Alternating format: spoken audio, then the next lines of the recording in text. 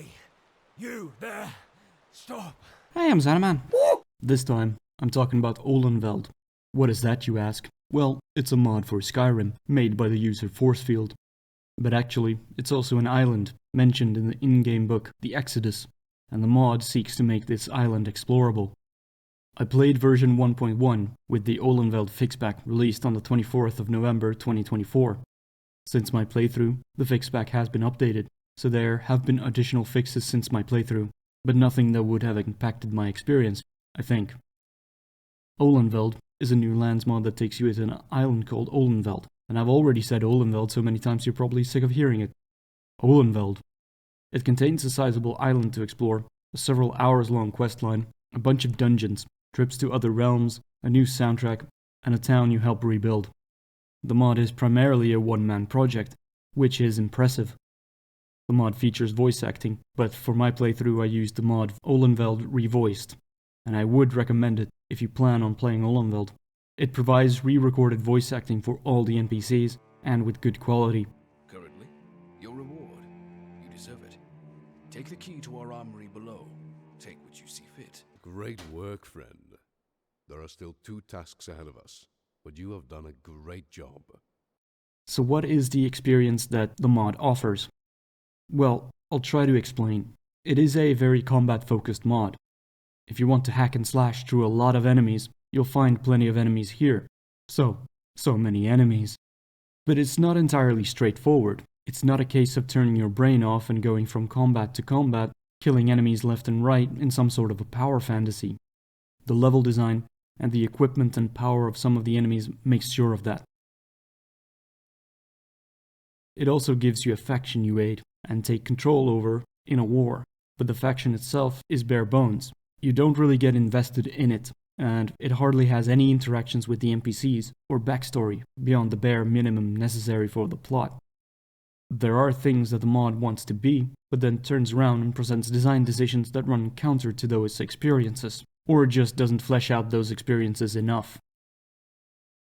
As you can hear, my feelings on the mod are quite mixed. There are some things I liked, of course, but also several design decisions that I didn't like or found outright frustrating. I can appreciate that the mod author tried new things, but unfortunately, I think some of those things didn't work out too well. I don't want to be discouraging towards the mod author, but I think it wouldn't take much to make the mod a more enjoyable and smoother experience. The bones are here, but the polish just isn't. For instance, Olenveld is not a very pretty world space. It lacks a lot of detail, and the level design feels haphazard. Objects and buildings from different base game areas are scattered around the island, in a manner where it doesn't feel like you can really grasp where it all came from. And you can find plants scattered around, sometimes in obvious straight lines. That is not to say that it doesn't have its moments. Some areas do look good, although I would say I think those are mostly interiors. But the jumbled look and feel of the world, coupled with a lack of clarity of where to go, or what to do to proceed, without clear map markers or directions, can make Olenveld feel frustrating to play through. It also doesn't take into account player mod lists. By that I mean that, for instance, the main town of Olenveld is a jumble of scene props from various locations in base game Skyrim. If you have texture mods that make these locations unique, it can make this town look like a mismatched mess. I also had some conflicts with my mod list that I had to solve early on. Some scripted segments did not properly complete, which I solved by placing Olenveld further down the load order. And I had some weather mod shenanigans.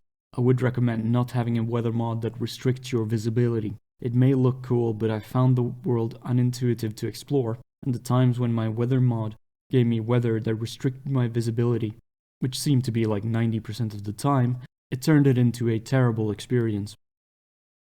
And Precision made fighting anything that uses the Ice Wraith skeleton a pain in the wazoo to fight.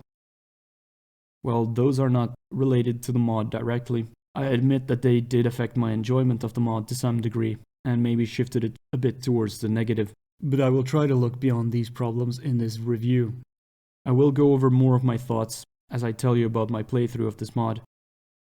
I can note here that the mod features a lot of spiders, in a more disgusting way than in the base game. So if you have arachnophobia, well, just don't. If you want to play through it yourself, I of course recommend you do so first. The video will spoil the storyline and gameplay. If you just want to hear my opinion on if it's worth playing, well, it's a bit of a hard sell. And I shall give you the details. I honestly don't think that it's for most people, but you may find it enjoyable nonetheless. The story of Olenveld begins in the northern part of Skyrim. A map marker that points to an abandoned house near the Chill will tell you where to start the quest. This area of Skyrim is already one of the more dangerous areas, so that might indicate that the mod should be started when you're a bit higher level. Though I think the mod author intended for it to be a late game quest. On a Reddit Ask Me Anything thread, he mentions that the recommended level is 45, which in hindsight, I was not. The house belongs to a dead man by the name of Braun. On the table in his house there is a blood-stained note. It tells of the settlement on Olenveld suffering some sort of a catastrophe, but does not go into more detail beyond that. One thing is clear, Olenveld needs a hero, and they'll get me instead.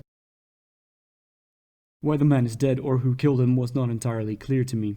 I guess the implication is that whoever brought the message from the island went insane and cut him down. Because we'll find out later that people went insane and started attacking each other.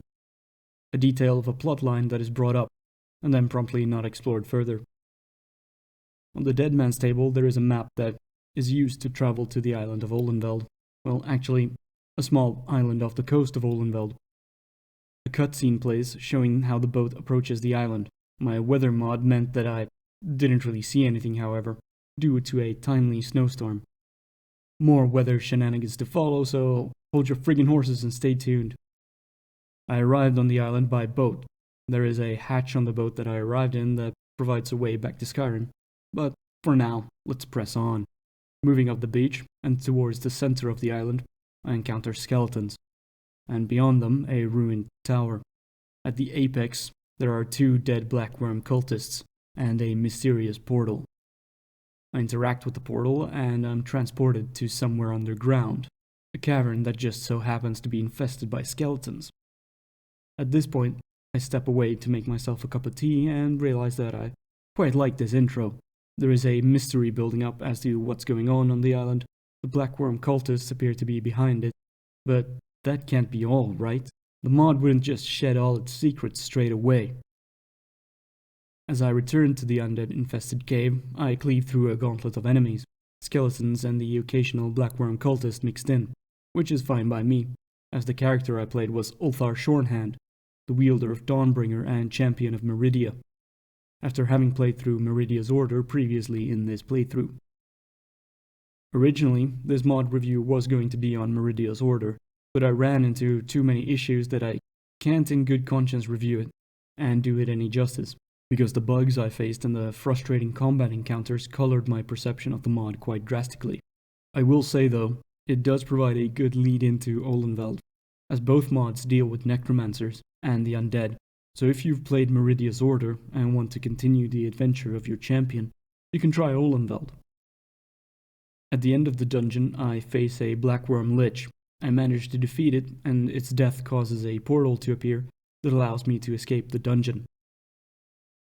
The portal spits me out into the middle of nowhere, and in the middle of a snowstorm. Very convenient.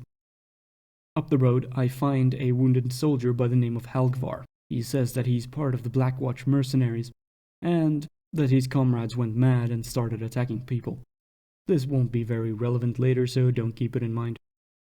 Undead rose from the ground, and necromancers led them against the town. He tells me to get to the Star of the North Fort and report to the captain of the Blackwatch. Then he goes past his expiration date.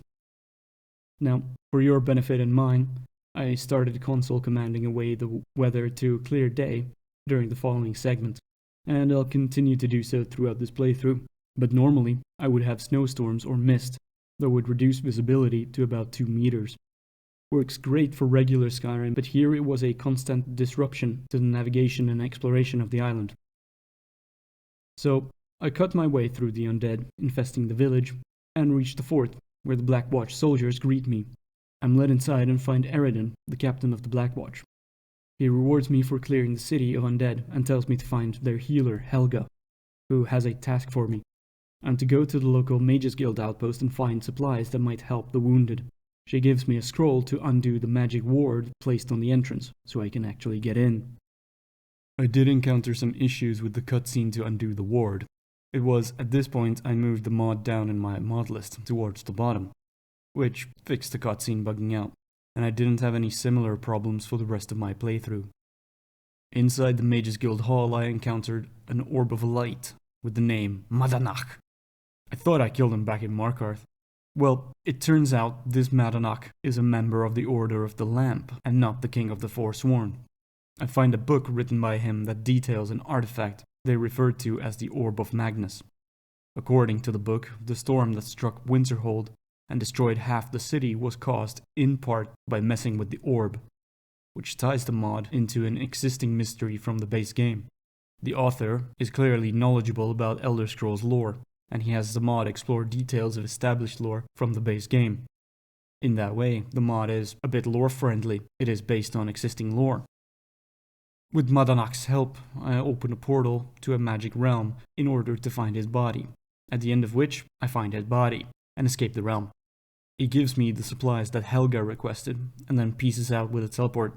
Now, I won't go over into another rant about teleportation and portals, but you can watch Beyond Skyrim Bruma for that one. After that ordeal, I return to Helga. Both Helga and Madanach have names that are reused from characters in base game Skyrim. Eredin also has a name I associate with the final boss of Witcher 3, which feels a bit creatively bankrupt. Now, obviously, characters can have the same name in a realistic world. However, when making a story, you usually don't go for that level of realism. Instead, you want to differentiate characters, and I think giving them different names is a crucial step in doing so. I also don't want to be thinking about other stories when playing yours. With Eredin and Madanach, I frankly can't escape it, because they play such a large role in The Witcher and the Sidna Mine quest. And the names are rare and pretty specific. Anyway, Eredin, the King of the Wild Hunt, tells me to take back the docks and bring him Ciri, and light the fire in the lighthouse to allow ships to arrive at the docks. I fight through more undead and cultists at the dock and in the lighthouse. After clearing the site, I light the bonfire on the lighthouse and book it back to Eredin for my reward. But there were a couple of things off the path in this section. The mod so far has been very linear, and essentially will continue to be so, even if it opens up later. But there is a small side dungeon I explored, and a small side section that I found along the beach, with an ice wraith that's completely optional. So I start to see that there are some things that reward exploration. With the quest at the docks completed, I got a box that pops up that updates me on the situation, which was something I enjoyed. A small text informing you of how your actions have changed the state of the world. I also got a key to the armory as a reward for clearing the docks as well, and found some ebony weapons there, and the full Blackwatch armor set. Although I could have taken it off Halgvar's body, or the various dead Blackwatch in the village. But I enjoyed the effort of not just handing you the reward, but incorporating the reward into the game world more by having it stashed in a chest that you go and open. The next chapter of the questline is about rebuilding the town of Olenveld. I'm sent to investigate strange lights coming from a nearby mine. On the way, I paid a visit to the docks, and now it was populated by guards and fishermen. A nice touch. Inside the mine, I fight through more skeletons and cultists. At the bottom of a large cavern, I find a mysterious crystal that, when touched, sends me to the soul cairn. There I meet the spirit of Madanach, who tells me that he has died. He returned to the temple of his order and found them wiped out. That was also where he died, but he couldn't see his assailant. In order to escape Soul Cairn, I have to fight my way through it and find a lich who rules this section of the Soul Cairn. When I find the Black Worm Lich, we speak for a brief moment before I slay it in battle. His death opens a portal back to Olenveld, and I can return to Eredin to make my report. Eredin directs me to the blacksmith Grom to help in rebuilding the town. First I'm sent to repair the sawmill, then I'm sent to repair the smithy and the barracks. Then it's a matter of cleaning out the residential houses of undead and rebuilding a few of them. Every time you remove boards from one of the house doors, or rebuild one of the destroyed houses, a short cutscene plays, and I really like it. But this new chapter of the mod that switches it from essentially hacking and slashing through undead and cultists to a town building scenario was a bit jarring. You still have combat though. A thing that the mod does all the time is that it often loads you into a new location right next to the enemies, so the enemies might begin to attack you before you are even fully loaded in. I think there's a reason why base game Skyrim pretty much always has the entrance to the dungeon free of enemies. And this is why. It becomes quite apparent as I clear the town houses, because the interiors are quite small, and the enemies spawn right next to you as you load in. But that is by no means the only place it does so. It does it all the time. To complete the rebuilding of the town, I'm sent to clear the last two locations, the inn and the mine. Once the two are undead free, I return back to Grom. Now, I can blow the horn in the center of the city to summon the people back to their homes. In doing so, another box appears that updates me on how the situation in the town has changed. To continue the main quest, I have to speak to Eredin, who has moved to the guard barracks. For some wild reason, the guard barracks has 2 load screens, and it is split into 2 cells, which makes it needlessly clunky to get to Eredin, and later, the map table. I don't see a reason why the barracks couldn't just be one scene, and remove the door between the 2 cells. Eredin wants me to investigate the sewers, and hands me a key to the sewers. Down there, I find 2 blackworm cultists. I have to kill one to get the key to the other cultist, who is conducting a ritual down there with a mysterious crystal. Once I kill the cultist, the crystal disappears. The mystery crystal thickens. When I report back to Eredin, I find him dead, poisoned by our enemies, slain by a blackworm assassin. Norgred, his second in command, asks me to take command of the Blackwatch and gives me Eredin's journal. I read the journal and assemble a map of the island featuring its various strongholds. The presentation here becomes a bit of a wargame, as I get an overview of the various strongholds of the Blackworm cult, and a scout report that goes into more detail on each of the locations. This essentially starts a new phase of the mod. In general, rebuilding the town was a nice interlude and a break from just slaying my way through endless hordes of undead and cultists. The presentation of the wargame and the cutscenes of me rebuilding the town are very nice details, and the town gets repopulated by my actions, and that felt good. However, it's hurt by the fact that I didn't feel a good connection to the town, the citizens, or the Black Watch. Of the 6 named characters I've interacted with most in the mod so far, 3 are dead. Madanak, Eredin, and Halgvar. Norgred, the Black Watch mercenary, is the only one in town I found to have any new dialogue going forward. Grom doesn't have any, and I didn't even see Helga again. All the citizens and guards are generic NPCs with nothing to say. I also think the characters are not written in a way that sets them apart from one another nearly enough, or with enough flair to make them stand out as characters. There wasn't any characters I cared about. The character I found most interesting, Madanak, was killed off screen, and while you find his body, he won't appear again in a role you can interact with. I think this was a bit of a missed opportunity. The prominent characters dying detract from the connection to the good faction, and I think I would have appreciated returning characters who would have a role to play throughout the story, not just in the first half. Now, the rest of the mod will be clearing out the Blackworm strongholds and exploring the island of Olenveld. You have the scout report to guide you, and there are quest markers that direct you to each of the Blackworm strongholds. At first glance, it might appear that the mod opens up, but the areas are sectioned off, and require you to find keys or complete enough locations to unlock the paths between them.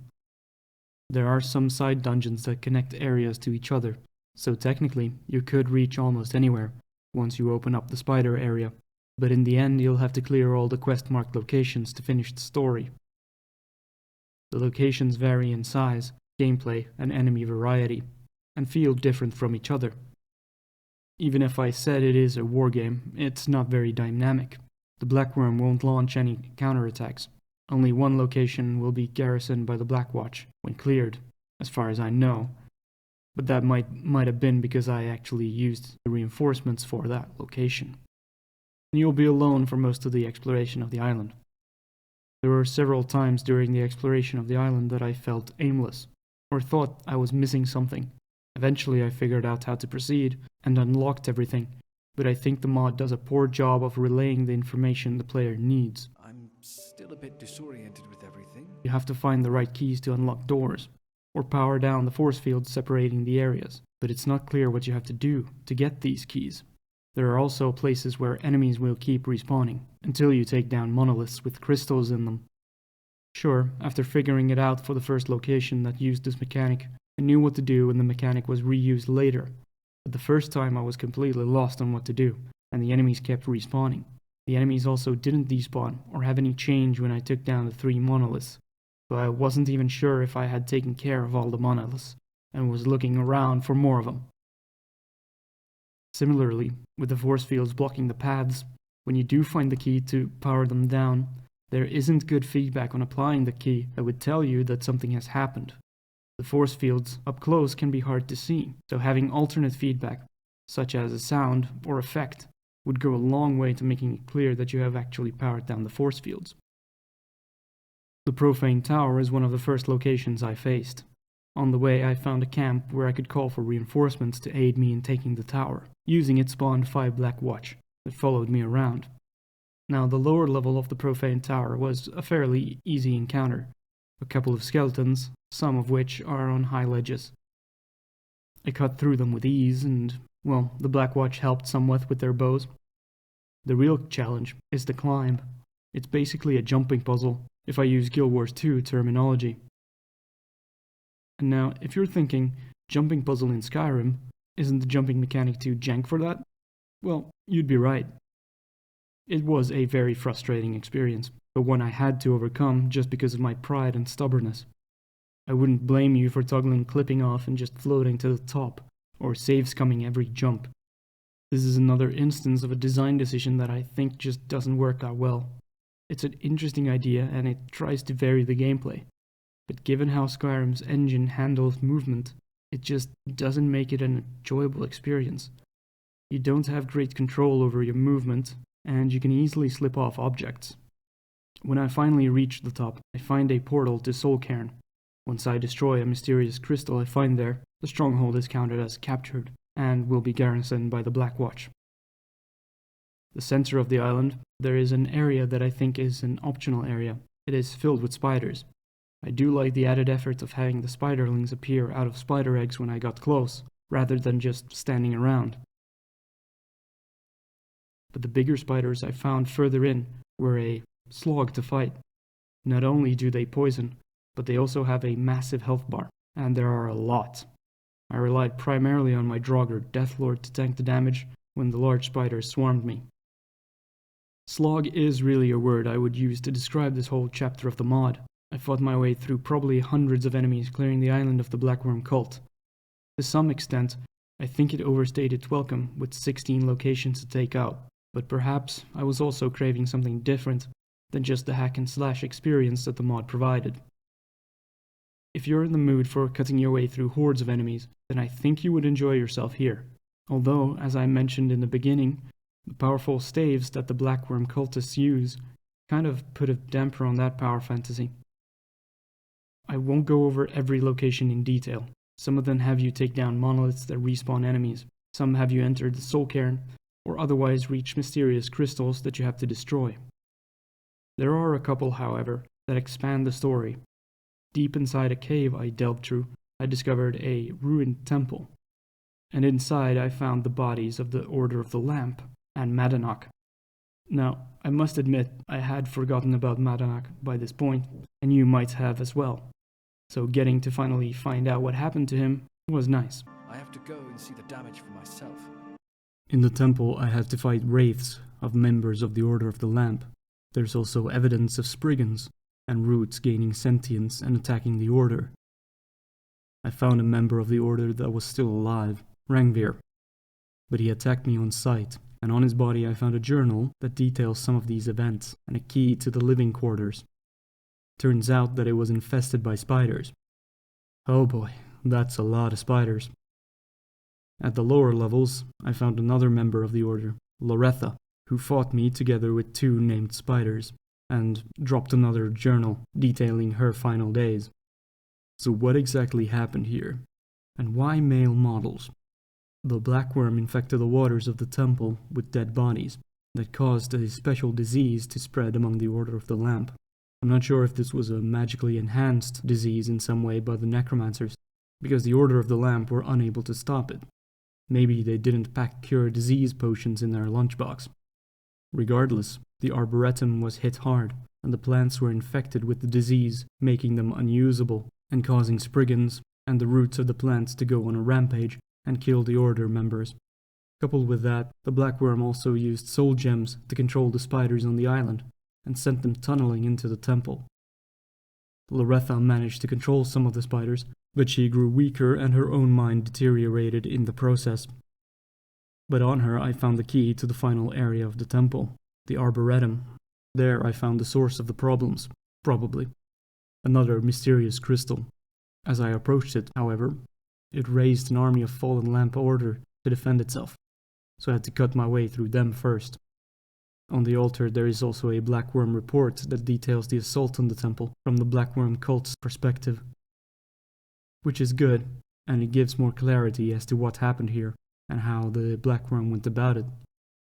But I was left with some questions.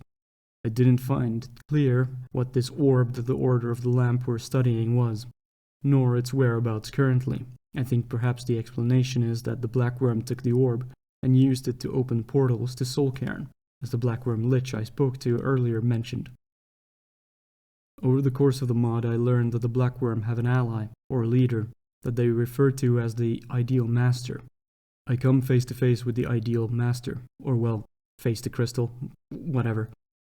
The Ideal Master is some sort of a collective, timeless crystal beings from the Solcairn, who seek souls. They seek lest, sort of like oversized soul gems. They allied themselves with the blackworm cult to gain access to souls on Olenveld, and eventually the whole of Nirn, and that seems to be their objective. But enough about that. I continued my exploration of the island. When I got to the corrupted gate that required a certain key to unlock, I didn't really know what to do. I had cleared all the outposts up to that point, but there was some side locations without quest markers associated with them that I could explore.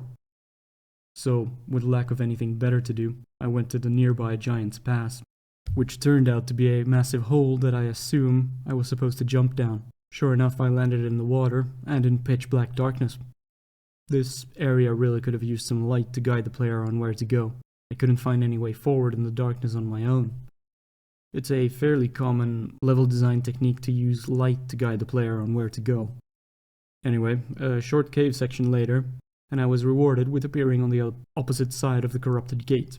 There I had to go through a short jumping puzzle to deactivate another crystal, all while being attacked by undead that would keep respawning until the crystal was destroyed. The key to the corrupted gate would be found on this side of the map, in the Blackworm Fortress, which is the main base of the Blackworm Necromancers. I think the pacing of this section is a bit weird, because you then have to fast travel back to the other side to unlock the gate, and fight through an army of respawning enemies, in a zone that seems to be intended as a way to get to the Blackworm Fortress, but instead it also connects to the tower, which is where you find a portal to Solcairn, and that's where you'll face the Ideal Master itself. But clearing out the Blackworm Fortress is essentially destroying the cult presence on Olenveld already, yet you still have to go through the battlefield with their undead soldiers. Now, the final section is pretty cool, I think. At least I found the part where I fought my way up the tower to be pretty cinematic. However, I did get stuck at one point when I wasn't sure of how to continue. Turns out you have to jump on top of these portals, and they will teleport you to places, which you will have to figure out if you want to get to the Ideal Master. Once I reach the apex, I come face to crystal with the Ideal Master. During the conversation, I learn a bit more about the mysterious entity and their goals and plans, but a lot remains unclear. The mod feels like it's building up towards a choice, but there's only ever one choice or dialogue option. Perhaps it was a scrapped feature or ending to have the players either join the Ideal Master or refuse them. Forcefield did mention that he had to rush some parts in order to complete the mod, and I can see the bones of an actual choice being offered to the players here. But since there's only one option, the mod has me refuse the Ideal Master, and the Ideal Master opens a portal for me back to Olenveld. Essentially, nothing really changes with this confrontation. The more immediate threat, the Blackworm cult, is already destroyed by this point. And this encounter feels like it was just a matter of giving more explanation of what the Ideal Master is, and to not leave that loose thread hanging. Now, back on Olenveld, I can return to Norgred and inform him that the Ideal Master's plot is foiled, and the necromancers of the Blackworm are defeated. As a reward for my efforts, I receive a key to a chest, which contains gold ingots and about 15,000 gold. Thus ends Olenveld. Before I left back for Skyrim, I checked out 2 locations that I didn't clear for the sake of completion, and they ended up being essentially different routes that took me to places I had already been, so there are some options of how you traverse through the island. To get back to Skyrim, I took a small boat from the docks that brought me to the island I initially landed on when I got to Olenveld. There I could use the hatch in the ship to get back to the abandoned house in Skyrim, and this is essentially 2 loading screens to go through.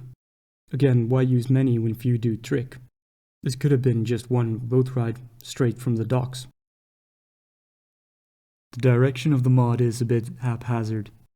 It has a base building section, a war section, dungeon delving, some social interaction, a mystery, and a lot of combat. But I don't think it focuses or hones in on any one of these ideas enough to recommend it for that idea. The mod comes across as functional, but not very deep. Like I mentioned before, it is primarily a combat-focused mod, in my opinion, but it has some inconsistent difficulty in that regard. The chaff skeletons are fairly easy enemies, and the Blackworm cultists can be difficult, but then you have the wraiths in the Order Temple, and the Olenveld spiders that can mess you up. But perhaps the biggest thing is that there are just so many enemies to fight through that it becomes a slog. I also don't think that it does enough of a job to help the player understand what is going on, and what the mod wants the player to do, and to tie up loose ends. Some questions I'm left with, for instance, is, why were there Spriggan corpses and roots that attacked people? Why did people start going mad and attack each other? What happened to the Orb of Magnus?